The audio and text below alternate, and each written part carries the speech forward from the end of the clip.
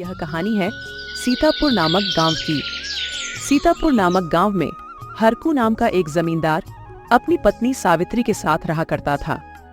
वह पूरे दिन अपने काम में व्यस्त रहता था। उसका एक बेटा था जिसका नाम लल्लन था।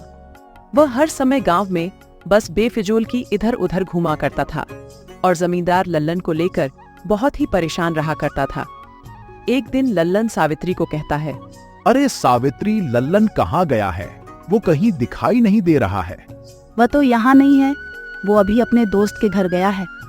क्यों, क्या काम है उससे आपको? अरे काम, अगर वह कुछ काम का होता तो वह इस उम्र में मेरी काम में मदद करता, और वह तो पूरे दिन गांव में यहाँ से वहां फालतू घूमता रहता है। कोई बात नहीं, अभी वह बच्चा है, समझदार होने पर वह कुछ ना कुछ जरूर कर लेगा। अभी उसकी खेलने कूदने की उम्र है।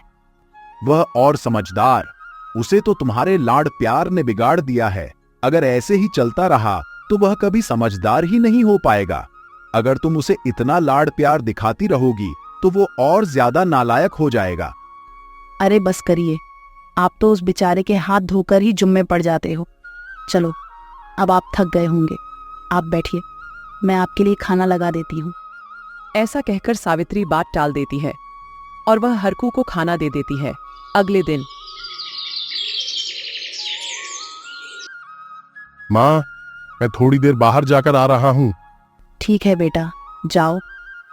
सावित्री की यह बात सुनकर हरकू बोलता है, लो, सुबह हुई नहीं और इसकी आवारागर्दियां चालू। अरे लल्लन, क्या कभी तूने सोचा है कि तुझे जीवन में आगे क्या करना है, या यूं ही आवारागर्दी में जिंदगी काट लोगे? पिताजी, अब आप सुबह सुबह शुरू मत हो जाओ। मेरे को जो करना होगा मैं कर लूंगा। बस हर बार का यही बहाना है। तुम्हारा क्या फायदा? तुम्हें इतना पढ़ाने लिखाने के बावजूद तुमने ना पढ़ाई से कुछ हासिल किया है और ना तुम खेत पर आते हो। तुमसे अच्छे तो वो मजदूर है जो सुबह को जाकर शाम को 300 रुपए कमा कर लाते हैं। कम से कम वह तुम्हारी तरह आवारा तो नहीं घूमते हैं। पिताजी, पर गांव के और भी लड़के हैं जो मेरी उम्र के हैं, वह भी तो कुछ नहीं करते हैं। वह तो जीवन भर कुछ नहीं कर पाएंगे, तो क्या तू भी उनके जैसा ही रह जाएगा? अरे अरे, सुबह सुबह ये बहस क्यों कर रहे हो? लल्लन, तुम जाओ, तुम्हारा दोस्त इंतजार कर रहा होगा। लल्लन अपनी माँ की यह बात सुनकर वहां से चला जाता है। देखा, तुमने फिर उसकी तरफदारी कर दी। फिर वह आगे कैसे बढ़ पाएगा?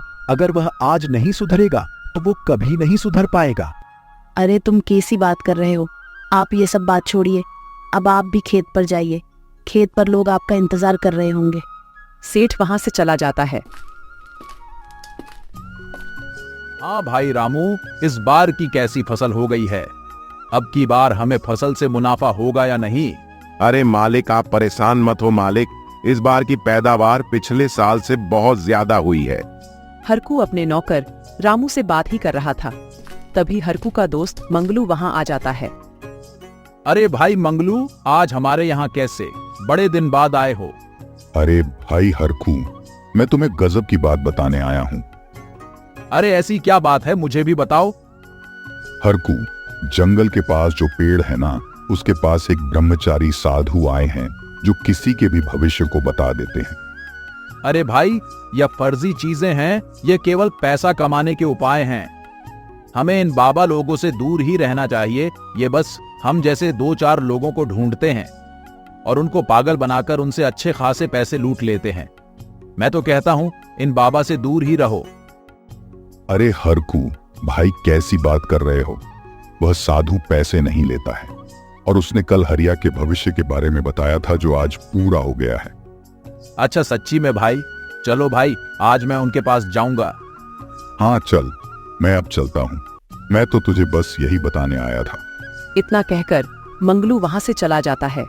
हरकू मन ही मन में सोचता है, चलो भाई, अच्छा है कि आज के जमाने में भी सच्चे साधु बाबा हैं, वरना आजकल के बाबा तो ज्यादातर ढोंगी ही निकल है, जो लोगों से झूठ बोलकर उन्हें खूब लूटा खसोटा करते हैं।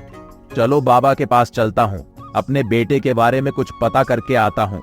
लल्लन के भविष्य की वैसे ही मुझे बहुत चिंता रहती है। पता तो चले कि वह आगे क्या करेगा। और ऐसा सोचकर हरकू घर पहुंच जाता है। अरे सावित्री, आज हमारे यहाँ गांव में एक ब्रह्मचारी साधु आए हैं जो दूसरों के भाग्य में क्या लिखा है वह बताते हैं। वहां चलते हैं, लल्लन के भाग्य में क्या लिखा है उसका पता लगाने के लिए। ठीक है, इसी बहाने हमें साधु के दर्शन भी हो जाएंगे। इतना कहकर वह दोनों लल्लन को लेकर साधु के पास चले जाते हैं।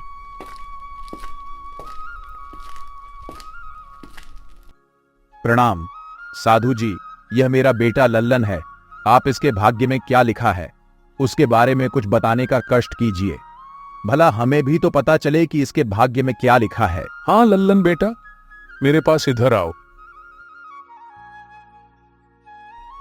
और थोड़ी देर लल्लन को देखने के बाद साधु बोलते हैं, इसके भाग्य में बहुत पैसा लिखा है। ये आगे जाकर इस गांव का सबसे अमीर आदमी बनेगा। बस इसे अपनी चतुराई का उपयोग करना होगा। अरे पैसे वाला, और यह आपको कुछ गलत फहमी हुई है साधु जी। यह तो पूरे दिन बस आवारा की तरह इधर से उधर डोलता रहता है। ये कैसे इस गांव का सबसे बड़ा आदमी बन पाएगा। जो जिसके भाग्य में लिखा है वह उसे मिलकर ही रहता है।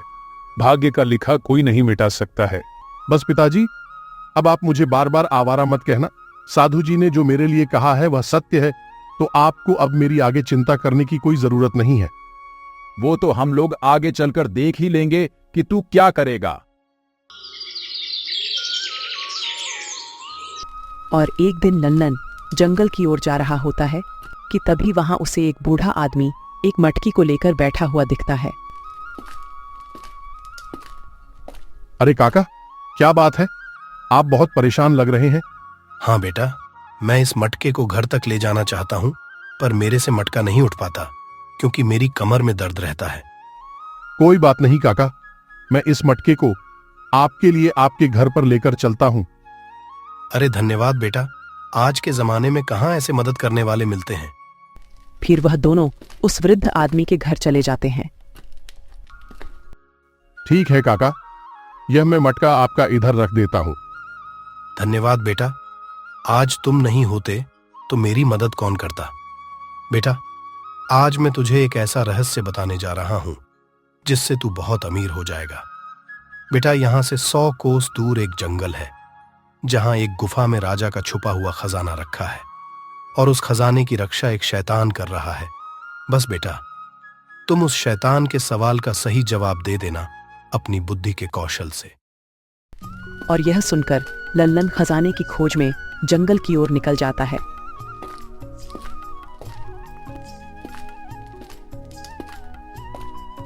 और थोड़ी देर चलते चलते लल्लन को वह गुफा मिल जाती है। मुझे लगता है जो काका ने गुफा बताई थी वह यही गुफा है। लल्लन गुफा के अंदर चला जाता है। अरे ये गुफा तो अंदर से बहुत ज्यादा भयानक है। और वहां शैतान आ जाता है। मैं तुमसे 3 सवाल पूछूंगा। आज से पहले इन सवालों का कोई सही जवाब नहीं दे पाया है। अगर इन सवालों के जवाब तुमने सही दे दिए तो इस खजाने के मालिक तुम हो जाओगे। ठीक है शैतान जी, आप सवाल पूछिए। तो बताओ, ऐसी कौन सी चीज है जिसे बहुत खराब माना जाता है फिर भी उसे पीने के लिए कहा जाता है। इसका उत्तर तो बहुत सरल है। इसका उत्तर क्रोध है, जिसे बहुत बुरा कहा जाता है और मनुष्य को उसे पीने यानी काबू करने के लिए कहा जाता है। सही जवाब। अब दूसरा सवाल बताओ।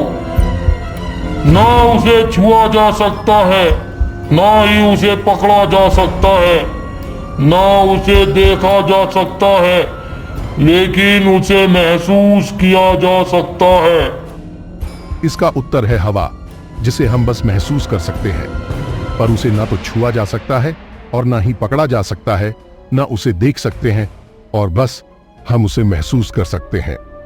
मैं तुमसे बहुत खुश हुआ। अब आखिरी सवाल का जवाब दो और खजाना ले जाओ। जितनी बढ़ती है उतनी कम हो जाती है। ऐसी क्या चीज है, बोलो। इसका सही उत्तर है उम्र, जो हर पल कम होती जाती है और हमें इसका पता भी नहीं चलता। सही जवाब। लल्लन तू एक बुद्धिमान इंसान है और इस खजाने का सही हकदार तू ही है। लल्लन उस खजाने को लेकर अपने घर चला जाता है और उस साधु की बात सत्य हो जाती है। तो दोस्तों, कैसी लगी आपको हमारी यह कहानी? उम्मीद है आपको यह कहानी बहुत ही पसंद आई होगी। तो मिलते हैं ऐसे ही एक और नई इंटरेस्टिंग कहानी के साथ। तब तक खुश रहें और दूसरों की मदद करते रहें। और हाँ, चैनल को सब्सक्राइब भी कर दें और जाते जाते बेल आइकन भी दबा दें, जिससे आपको हमारी नई वीडियो का नोटिफिकेशन सबसे पहले मिल जाएगा।